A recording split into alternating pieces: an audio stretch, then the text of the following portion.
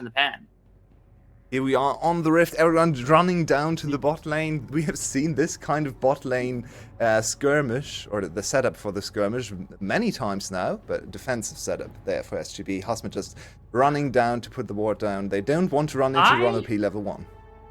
I'm actually really... I haven't seen this adaptation before. So they used Hazmed's ward, which doesn't shock me because it's double tank top lane, so you're not really going to be ganking for a Scion. So Hazmed doesn't really need the ward. So you throw it in this bot rush so that you don't lose Taki's ward, so that you can try to prevent any sort of ganking from Yato or Drakthar alongside Ron-OP. That was actually a sick little adaptation that took very, very little effort by just throwing the top laner's ward there. You could cheese that early gank, try to get Scion a single kill, try to get Wukong a single kill, but I like that little adaptation because I've never personally seen that before, actually.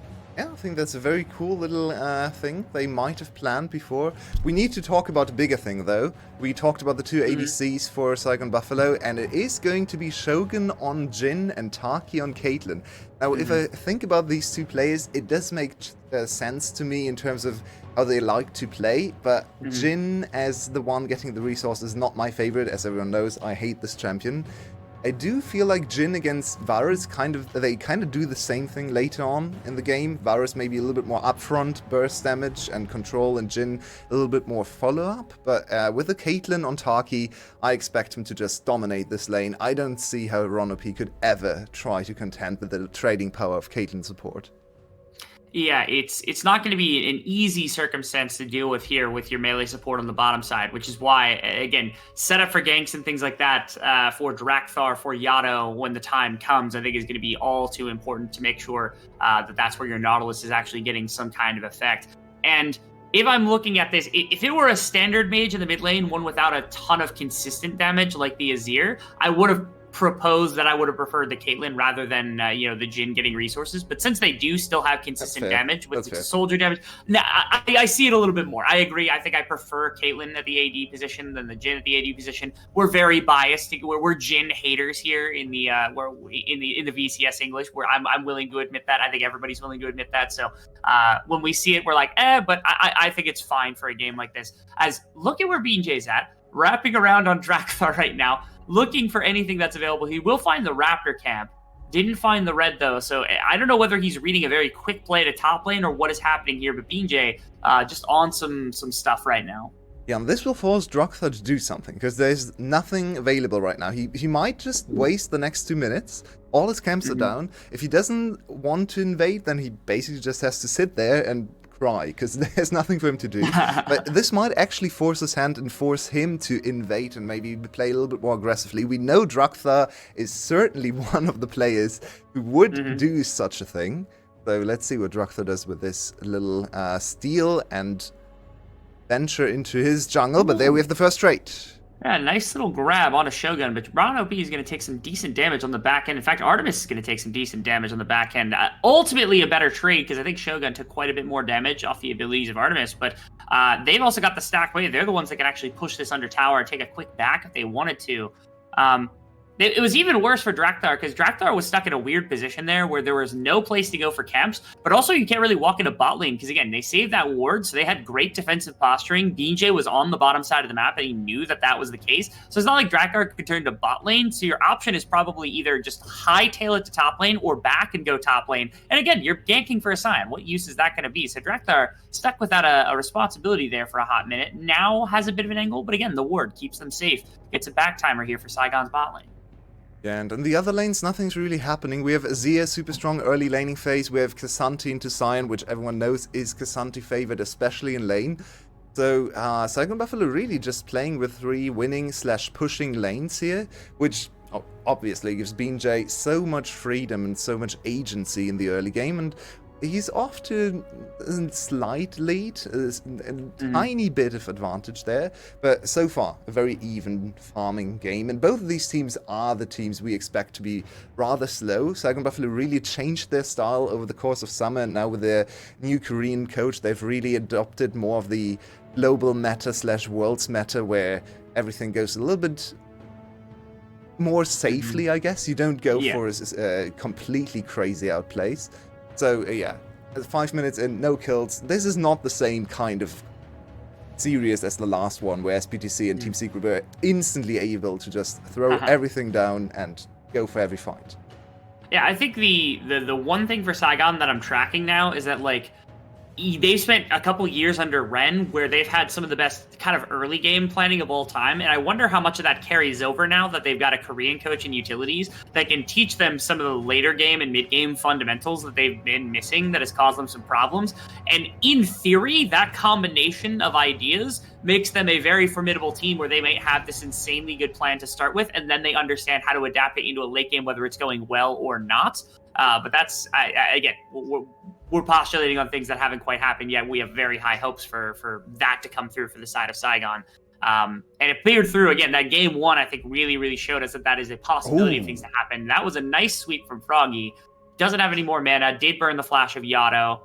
Nothing crazy right there, but I do appreciate the attempt. Froggy trying to grab up the opposing mid laner. So that's flash burned. Usually, if flash is down and you have an immobile mid laner, that's a free kill the next time. It's not quite as easy into Talia, because she can really just put a damper on that with an E, a nicely placed E, and maybe even the W. So welcome to the jungle. Yeah, Drakthar a level down. He does get the armor stacking from his Scion, passive. Yeah, it has Scion as well, because Pun had the push.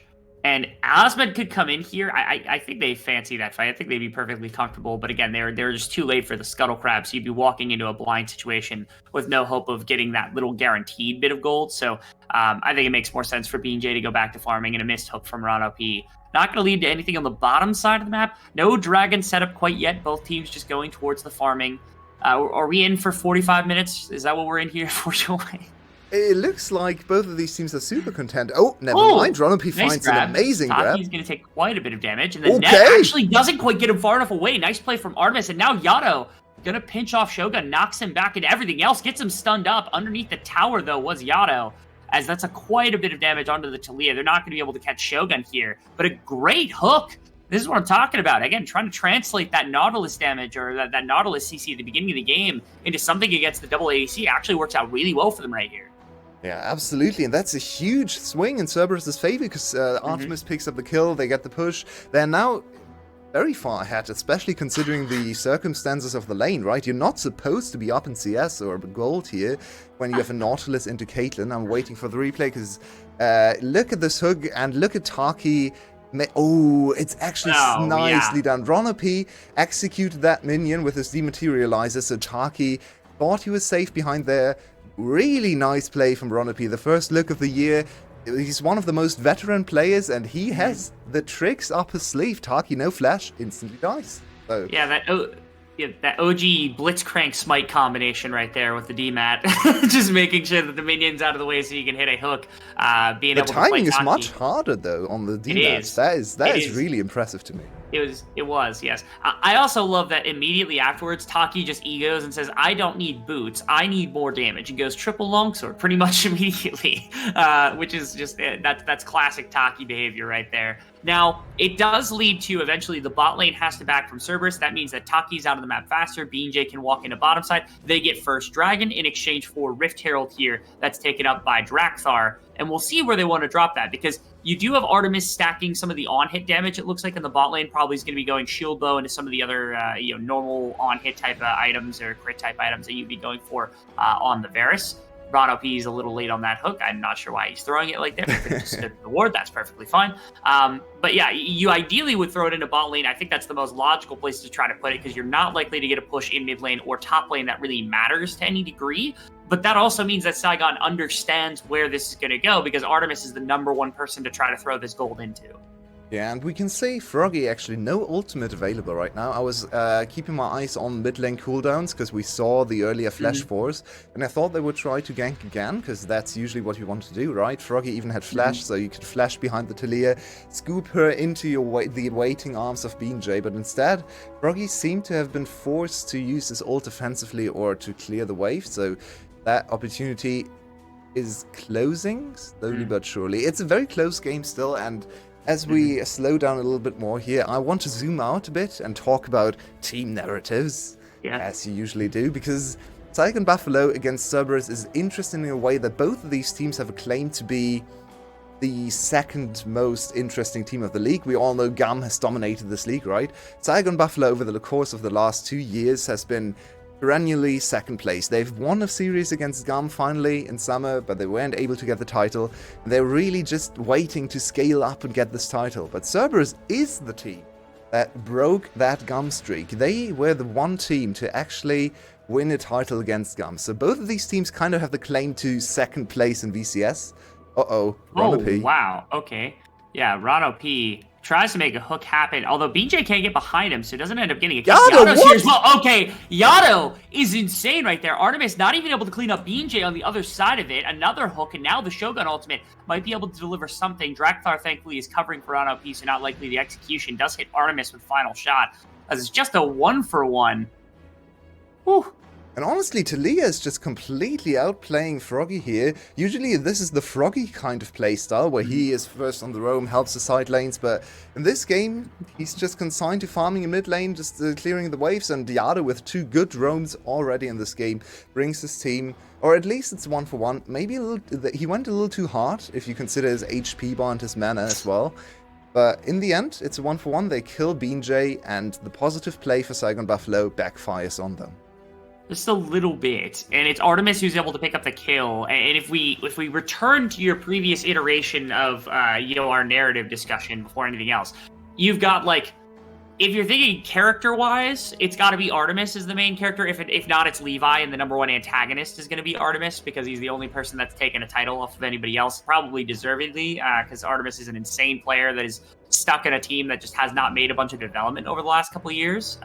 And if you're thinking team-wise, then like the main character is definitely Saigon Buffalo. They're the plucky youngsters from a couple of years back that have really developed now into one of our more veteran teams, which is what makes this such an interesting matchup on paper.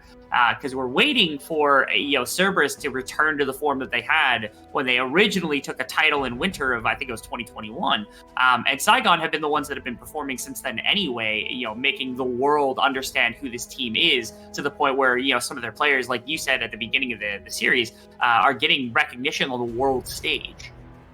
Yeah, exactly. And if you look at one specific player who's risen up over the last year, it's definitely Shogun for Saigon Buffalo, right? He was the last one to join this team. The other 4 played a split without him. And then Shogun came in to replace Araiti. And Shogun has really come up over the last year as the star of the VCS, maybe the emerging big minor region player, because everyone was hyped for him. His mechanics looked incredible. Him and Taki against T1 last year in MSI, that was something to look out for. Jay, just okay, stealing away the stacks from Froggy there. But now, all of these players together, they form such a great unit, and we had some concerns that the team would split up with some of the team shenanigans going on in the offseason as well, right? With CBJ coming in first, it was rumored, and then it didn't happen. And first it was rumored that some of the players would go to other teams, it didn't happen. So for me, once again, I'm going to say it, I said it on Friday as well, they have to win this year. One of the 2 splits, maybe even 2 splits, they need to finally make come true to their prophecy. All right, big kind of level up, and now Sion from the back is going to find a decent play. That's going to be a Dragon Stolen. It's going to cost the life of BJ. That's going to be a big ultimate from the K'Sante to try to find some additional damage. A big ultimate from Azir as well to try to disengage it. They are going to lose 2. The Dragon goes to the side of Saigon Buffalo. They're still ahead 2K somehow as well. But the big fight... Oh, Yato! They're going to get... Oh, okay. Never mind, it's support Kaylin, I forgot. And Jin is back. Can he curve the bullet? Because he did it before. Not quite going to be able to, so Pane is able to help cover his mid laner to make sure no kill is traded back. And with bottom tower maybe going down, this could be quite a bit of gold going back to the side of Cerberus in exchange for that second dragon. Swiftly getting out of hand here. Cerberus is really far ahead now. They have really strong players in all positions. Pan got out of the laning phase with Hasmet on even terms, and we know how strong Sion can be. K'Sante looking a little bit useless in this fight, even went down in the end there, trying to go all out into the likes of Talia and just they eliminated there. Might have been better for him to stay tanky, because the all out just robbed him of all his resistances. Now 85%, I believe, you lose. So really just a squishy boy in the middle of everyone. You can't play it like that. And Cerberus, 4-1. 1 tower to the good, and also 3k gold lead. They are looking like the stronger team here. Game 1. Yeah, it is Saigon who's playing for the Hyper Lake, because that's why they're going for this dragon stacking mechanic, so I can see what they're doing there. But losing these fights and giving up gold does give this avenue, this pathway back for the side of Cerberus to kind of win through. That last fight, I want to give props to two players. I think the combination of Artemis's like chains of corruption, it blocked Froggy from getting into a fight and putting out damage with the soldiers. And again, he's the one that's ripping through tanks. And then Yato stunned 3 players. I know you were talking about the Casantes all out and maybe wanting the resistances. There was a legitimate chance that 2 people die there, but 3 people got stunned on the side of Saigon by just Yato's one shove, which really, really took the wind out of the sails of any sort of counterplay that would have had. Saigon? What Froggy, in the world did I just watch? He saved the cannon, baby. He saved the cannon, your way. That's what we're here for. They tried to dive him with 4. It was an ill-advised attempt, and Froggy could have even baited them, I feel like. He had flash and ult available. If you place it a little bit more greedily, he might actually be able to lure them on the tower and then kill 2 or 3 members there. Instead, he played it super safe, so that's fine. It looked very funny, though. Oh, BJ follows up. BJ, what are you doing? BJ is an absolute menace. What? Oh! Artemis is not even lethality. He just devastated that health bar. He just killed him from half of his health bar. Yo way! He's not supposed to do that. This is on hit, Varus. Okay, it's time to talk about both Artemis and BJ. Artemis, what a performance. First game of the year, and we know he should be the best ADC in the league. ADC is the strongest position here in VCS, and we have many really good players, but Artemis is the one to really break through the gum bulwark in the VCS. He is the one player that got MVP unanimously and so on. What are we watching here? I'm not entirely this sure. was a replay. It looked like they jumped to a replay camera, but they're not on pass client, so they're really just showing us a replay of what's happening live, which is hilarious. Okay. But that threw me off a bit. But now let's talk about BJ, because after game 1, which looked amazing, where his team set him up with Nidalee, game 1 of the first series I'm talking about, so Friday, he has been in rough spots more often than not, and this is another performance where he has thrown his body into the enemy team and just died 2 or 3 times now for no reason. Sure, the Artemis damage was unexpected, especially on this build. I wouldn't have thought that would kill, but still, no reason for BJ to go there. He could have flashed, and in the end, it's just looking like a weak start of the split to this jungler once again. Yeah, I'm not a detester of BJ by any standard, but I am a Lee Sin.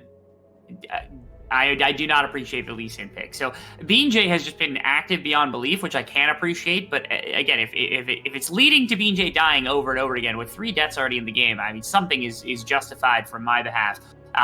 Notice, if you will, that there is a very cool build coming through from Shogun, which is the Yumus into more lethality, into like you got Manamune stacking. And I wonder if he caps it off also with the Hydra, because then you can get a ridiculous amount of AD. You can break like over 1,000 AD with just a max set of items here on Shogun if he decides to go for that like Manamune into the Hydra with all this extra lethality, which could mean that Jin finally does some amount of damage, which is pretty cool, but it's going to take quite some time to get there. So we're still scaling on the side of Saigon. So then, if I'm playing devil's advocate, I'm saying, okay, what is Cerberus doing to win this game? You are able to push this Rage Blade, into a number of circumstances with Artemis on this massive Varus. How do they kind of convert this into a game that they are then destined to have to lose themselves?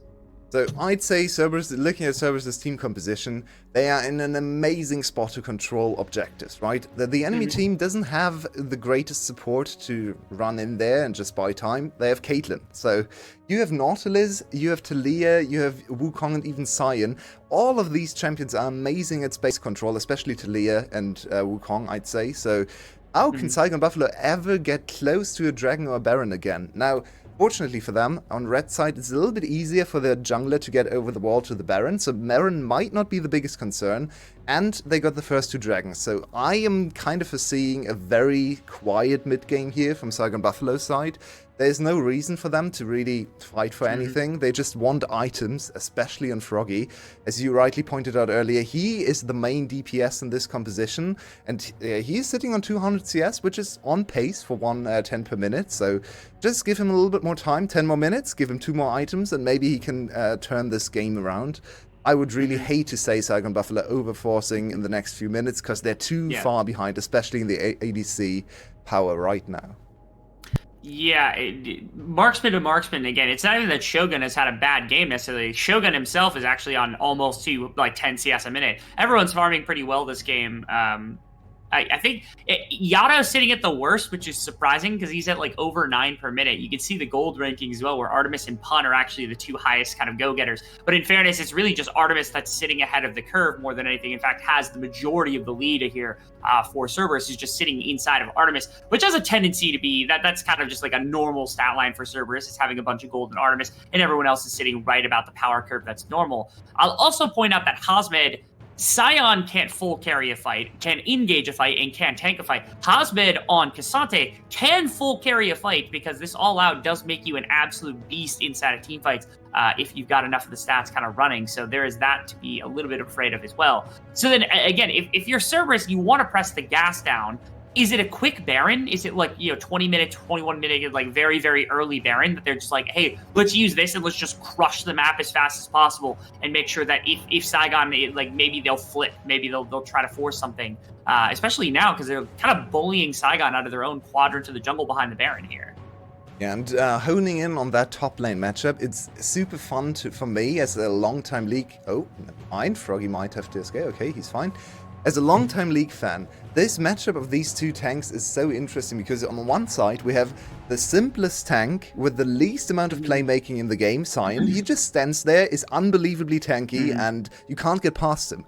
And the other side, Cassante, is the exact opposite. Yes, he's quite tanky as well, but he kind of sacrifices his tankiness for additional mobility, additional damage, so he's the definition of a modern League of Legends champion, while Sion is a very old concept, right? Just be there, be the front line, no one can kill you, your team is gonna win. You don't really do much, but the enemy team can't get past you. So we really get to study these two concepts of tank champions in this game, where Sion will... It will be very hard to get past Sion, especially when you have something like a Talia, one of my favorite team fighting champs to watch, behind him, because if you get past the Sion, then suddenly you get shuffled back out of the fight, or you run into the stuns of Talia. So it's really hard to conduct yourself in these team fights, especially if you're something like Lee Sin. You can't straight up Q or W into the Talia, because then you're stunned and dead. You can't really do anything else, because the Sion is just in front of you. So how does BJ even come back and attack how to play these team fights? It's pretty hard to see for me. I think for Beanjay, his best option is just, okay, if Wukong jumps in, I kick Wukong back into the enemy team. If Sion comes running in, I kick Sion back into the enemy team. And that, if Nautilus hooks in, I kick Nautilus back into the... And that's pretty much all that he's got at this point in this game, because Beanjay, for the most part, is dead to rights. This is the setup. The one big thing is that because Taki is Umbral Glaive Caitlyn, it means that they can't establish this foothold in the shallow parts of the jungle, which means that Saigon can step up into the shallow part and start contesting from a mild range. And that means that Cerberus does have to pull off, not willing to make that happen. Okay, this is a big door slammed on Pun literally right there, as Froggy's able to pop the ultimate, prevent the Sion from running in. Although that wasn't a particularly risky situation. It didn't seem like anybody was under real threat of danger, even if the Sion ultimate hits. And they're right back to the Baron. But again, they're just going to get shoved off again. They don't really have that much control to make this work. I'm not sure. Are they baiting for this fight? Is that what they want here? They're just... Both teams are solving for something, right? When Cerberus finds the engage, can they make it happen? Play, try to grab onto Hasmed, and Froggy also in Zonia's right now has to flash out the backside of the fight. That is going to be Drakthar kicked into a couple of members right there, so not the perfect by any standard. Now Hasmed in the middle of the team, going to try to pop something. Gets a little bit of damage, as that's quite a bit. A first kill traded back, second kill now traded back. Flash onto the rest underneath the Azir tower. They're going to lose one. Pun is still massive health bar right now. Shogun has the ability to maybe clean this if he can get onto backliners. That's an ultimate pop from both of them. Two lethality marksmen still trying to work their way through this Sion. BJ, can he clean anything? I don't think he's got the damage. If you were full gold, you might have been able to jump in right there, but instead, gonna have to pay respects, and it's just the dragon going over now to the side of Cerberus. Unfortunately, a little bit of a mechanical misplay there by Froggy. Got it too close to the sun, and also Hasmed once again making himself squishy and then dying instantly. I'm not the biggest fan so far from Hasmed's Cassante play so far. Has not really left me with a lot of awe for this champion. It's the first time we saw it here in the VCS, so Maybe not quite as practiced. He should be. Okay. This champion was super strong. But look at this again. The whole situation is Cerberus trying to solve this mid-game lull, right? So how in the world did they spot Froggy? Because right there, it was this big shove that kind of forced Froggy into everything else. And again, he had also pumped the ultimate onto the Scion earlier. If you had saved that and just ran away from it, right there could have been an easy door slam into everything else. And you can see Ron OP's going to die, and that's nothing crazy. But how do you do damage to Pun? Again, Yeah, exactly. you really only have a Zir for that, and you can't do anything with Shogun yet. You can't do anything with Taki basically the whole game. So that is one really rampant problem that's going to have to be dealt with here from the side of Saigon that I don't know that they have an answer to anytime soon. So they need to. What they go need ahead. to do is Froggy. We have seen some VCS players on Azir try to play the Faker style Azir, so the perma engage, right? So Faker always goes for shuffles all the time. And he's very successful with it because his team plays a very quick style of League of Legends. But in this case, Froggy needs to be the DPS, so he needs to stay back. He needs to permanently hit Pun to get through him, because his ADCs are not going to do it. If he goes for the shuffles, I think they can't ever win team fights. So we have to see if Froggy understands his position in this composition, because he can't go for the engages unless they one-shot Artemis, but that's very far from being the truth here. So I really want to see Froggy play back, play Kite, try to stack up his soldiers and get through Pun so his ADCs can actually play the game. Okay. Big play onto Hosmet. They find the first hook. They're going to try to put damage on the other side, but Hosmet's pretty tanky, so you're not going to be able to do anything. Pun currently has the Q from BJ. I was wondering whether or not a kick flash would come through to try to put Pun into the rest of the team, but it's just not going to be a solid angle. So it's just everybody walking away with nothing done. Again, Cerberus is baiting so heavily around this Baron buff. They're really just trying to get a fight to come through in some way. Froggy now also slams the door once again. Hosmet TPing in. We need to be at the fight. Please take us back to the fight. Okay, there we go. That's a little bit of something. Froggy is going to die in the midst of everything, so they have no way to kill Scion anymore. That's going to be a second kill. Yada's going to pick one up, and that's a third. Going to the side of Cerberus. I'm sad that we missed the majority of the setup of that team fight, waiting for the TP to come in from everybody else, but that's going to be a Baron buff now for the side of Cerberus. Yeah, Cerberus seemed to have found the opening to finally break through this defense from Saigon Buffalo.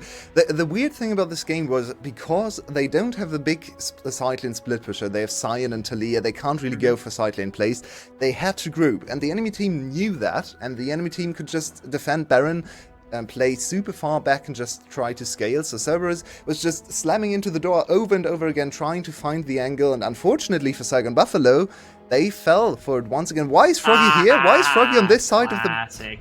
Okay. Froggy really was playing. So what happened here is the more... What? Oh, he was trying to avoid Drakthar. It's actually a solid flank angle from Drakthar because he pushed Froggy back up into everybody else. And it was Froggy's fault in the first place for being in a very, very bad position. Kind of susceptible to the Hex Flash engage from Ron OP.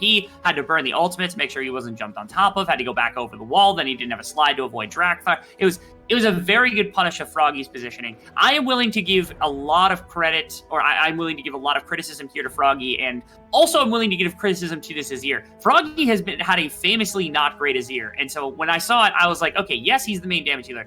That does not bode well for the side of Saigon Buffalo, because he's had some famously bad Azir games in the past. So I was not very confident in what I was going to see, and I'm happy to know that I was right to be a little bit wary of what this team had drafted for their mid laner.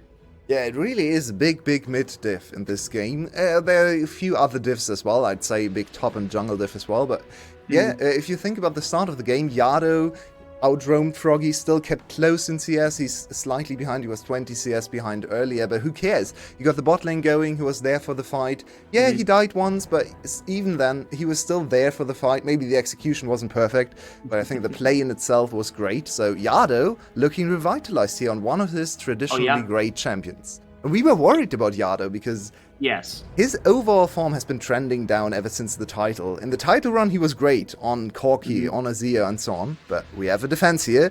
There we go. Yado's going to wall a lot of people off. That's Hosmet. Again, pops the ultimate, just gets burst immediately. This time, Pun is pretty low, so you did have that. Drakthar trying to jump his way into the rest of the base actually takes quite a bit of damage on the way in. But I don't know that they've got to fight. If Flash Q from Ron OP, once again, 50-50 on those, it feels like, as that's going to be an ultimate popped. Are you going to be able to find enough damage on this Jhin to get anything? It doesn't even hit Pun with that last shot. That could have done a decent amount of damage. Now BJ wants something. Is he going to be able to jump in? No, actually doesn't. And then gets stunned up from Yado.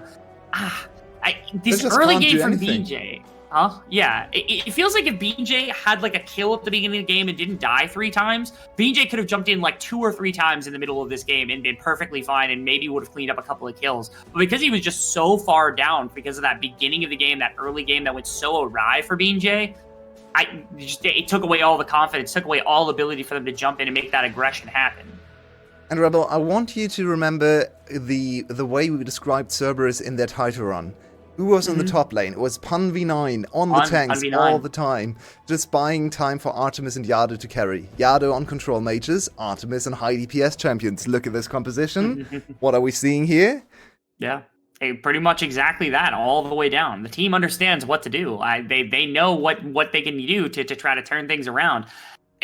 The big thing about like Yado that like we talked about, like the decline over the last couple of years, there have been champions that have done that. Because again, remember the Ari was like undefeated and every other champion was really bad. Maybe they just pick comfort for him, right? Like Talia's been comfortable, it's always been good. The Vex was always good, and then obviously the Ari is always good. If they can get him in that little mold, then again they can fit into this one style that seems to work for them. Maybe that's just the trick here. Maybe they're a one-trick pony type team where we just go back to the OG style that won them the original split that they had, and we can be looking at a Cerberus that can be really competitive. Yeah, and Cerberus as a whole, as a team, the way they set up their players for success, the way they draft, the way they're conscious of the player's strength is very much the antithesis to both Saigon Buffalo and Gum, who both like to do this kind of concept where they go, okay, all our players are great. We have the 5 best players in the server. We can play any style. We can play through any lane. We have all the best carries. We can play top lane. We can play jungle carry. We can play bot lane, mid lane, whatever. Cerberus is never going to do that. Cerberus says, okay, we know what we are. We have the best ADC in the league. We have the best front-to-back team fighting. We have a great tank player in the top lane. We have a great mage player in the mid lane. We have a good engager in bot lane. Maybe not the greatest laner, but who cares? We have Artemis. So they just pick what they're good at in this game, team fighting, very clear frontlining, with very clear battle lines, and it's working to a T. It's so good to watch. I'm also really interested because we talked about like the Pun V9 angle. If I were going to postulate somebody that was going to be really, really good at the Cassante, I actually would say Pun would be closer to the top of that list for me than just about anyone else. Because again, you think about the champions he like made his name on, it was like Mundo top lane, and then it was also like Tom Kench, which are these tanks, but they're also just like these menace run at you tanks that kind of just have a bunch of damage innately, even without building any. And Cassante feels like an even more modern version of those champions, maybe without the percentage health stuff, but still very much in that avenue of being able to carry games. And so I would like to see if Pun could be on form to see what that Cassante looks like in the grand scheme. Now they're up 8k, 3 dragons. We have 2 minutes until the Ocean Soul comes through. That is a pretty big deal. Shirelia's finished for Shogun. Shogun has been completely silent for the 30 minutes of this game that he has not had a kill. That's a big ultimate to potentially get 1 kill back. Zonia's going to get popped. Zonia's for Froggy. Kill him? Yep. Sure nothing else comes through. That's going to be 1 kill. Now Pun, actually the target of affection for both ADCs, is going to be able to run away, as Froggy is able to flash out the other side of the fight. Are they going to be able to do anything? Drakthar with a big disruption in the backline as well. Is he going to be able to find anything? No, he will not. It will be 1 hospital will go down as well, as everybody kind of just scattering to the wind now from the side of Saigon after that big pick at the beginning of the fight. Drakthar going to wrap around again on the double ADC. Will they have the damage to bring him down? I don't think they will. He'll just be able to walk away pretty easily. They just don't have damage. They don't damage away. They had to put so much into one person going down in Artemis that they just don't have anything left for the back end of that fight. Yeah, what did I talk about earlier? Does Froggy understand his role in this team composition?